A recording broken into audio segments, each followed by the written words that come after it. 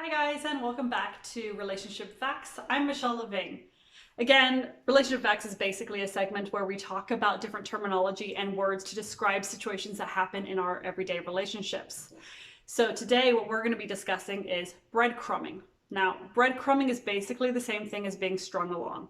So it's a situation where you have someone who reaches out to you occasionally, whether it's by text message, phone calls, social media, comments, whatever it is. It's not regular. It's just maybe a couple times a month, just maybe even a couple times a year, where you hear from someone where they seem very genuinely excited to talk to you. They really like you. There might even be some subtle flirting going on there, where you feel like this person is interested in you. And, they could be doing this for years. And so they're kind of that person that's always hovering in the background. They're always there, but they're never really doing anything about it. So you're not actually having any meaningful relationship or connection with this person because it is very rare. It's infrequent. It just happens on occasion. And so you never really know where you stand with them. Are they actually interested in you? Could this turn into something more? Is it something that you want to explore or that they want to explore, but maybe they're too scared to do something more about it?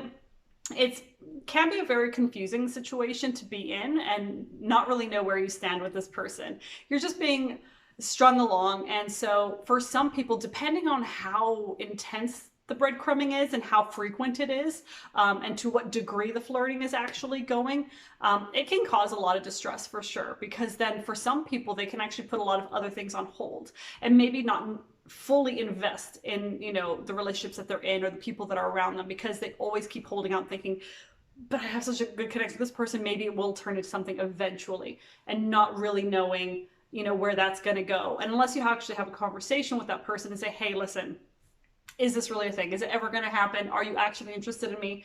You need to know where you stand. And so it's really important to actually have that discussion and be very candid with them to find out, where it's going and what you mean to them and if it's something that they want to explore further with you. And most certainly, don't go putting off what you have that's real, that's tangible, that's actionable, that's actually happening in real life right now with you, to hope that maybe this other thing will eventually happen. Trust me, if this other person really wanted something to happen with you, I'm sure that they would actually do something to make it happen.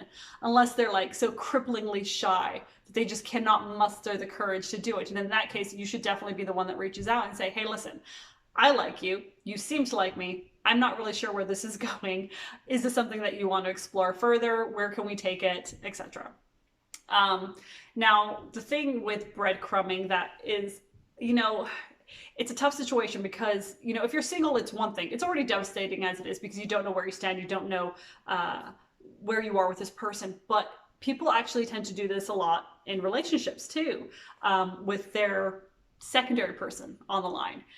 It's kind of like a backup plan. And so they never fully want to cut off talking to this person, even if they get into a fully committed, loving relationship.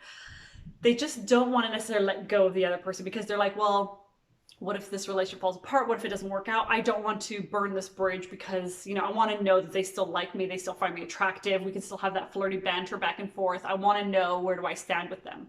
And so it can be dangerous ground for sure, to keep things going on like that when you're in a relationship, or, if you notice your partner is doing it when you're in a relationship. And it's definitely something that needs to be talked about and discussed. Now, when it comes to things like cheating, that's a very broad term because it can mean different things to different people. And that's why I believe it's extremely important for people to actually, talk to their partner at the very beginning of a relationship before you actually get serious, to actually have the conversation and say, what do you consider cheating? You'd be surprised at how many people have different and very different opinions on what cheating is.